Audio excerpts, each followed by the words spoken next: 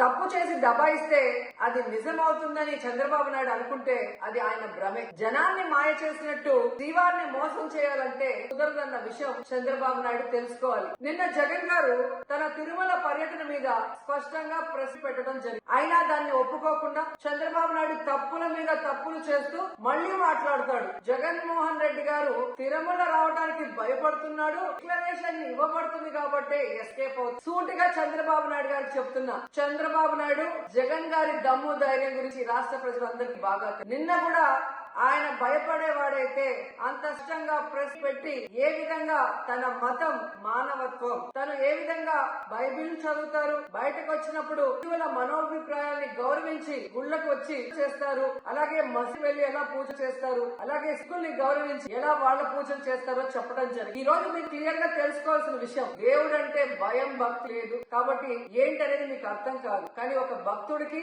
దేవుడి దగ్గరికి వెళ్ళాలి అన్నప్పుడు ప్రశాంతమైన వాతావరణంలో వెళ్ళాలనుకుంటాడు, ప్రశాంతంగా భగవంతుడిని పూజించాలని అనుకుంటాడు. కానీ ఈ రోజు మీరు జగన్మోహన్ రెడ్డి గారు తిరుమలకు వస్తారని అనౌన్స్ చేసిన దగ్గర నుంచి బీజేపీలో కొందరు, జనసేన, తెలుగుదేశం పార్టీ ఎలా అలజడిస్తున్నారో అందరూ కూడా గమనిస్తున్నారు. ఏ విధంగా అలిపిరి దగ్గర మేము అటాక్ చేస్తాం, అడ్డుకుంటామని చెప్పడం, అలాగే వైఎస్ఆర్ కాంగ్రెస్ పార్టీ నాయకులందరికీ, కార్యకర్తలందరికీ నోటీస్, జగన్మోహన్ రెడ్డి గారి పర్యటనకి పర్మిషన్ లేదు కాబట్టి ఎవరు వచ్చినా అరెస్ట్ చేస్తామన్నట్టుగా భయభ్రాంతులకు మీరు ఎలా చేశారు. అండ్ ఈ రోజు కుల రాజకీయాలు చేసి రాష్ట్రాన్ని పట్టించడమే కాకుండా మత రాజకీయాలు కూడా మీరు ఎలా చేస్తున్నారో అందరూ కూడా గమనారు. ఇలాంటి వాతావరణంలో దర్శనం చేసుకోలేము కాబట్టి జగన్మోహన్ రెడ్డి గారు ఏ విధంగా ఆ తిరుమల ట్రిప్ ని క్యాన్సిల్ చేసి తన అభిప్రాయాల్ని ప్రెస్ ద్వారా ప్రజలకు తెలియజేయడం జరిగింది. సో నిజమైన భక్తుడు జగన్మోహన్ రెడ్డి గారు ఎప్పుడైనా మళ్లీ వెళ్లి వెంకటేశ్వర స్వామిని దర్శించుకోగలరు. 5 సంవత్సరాలు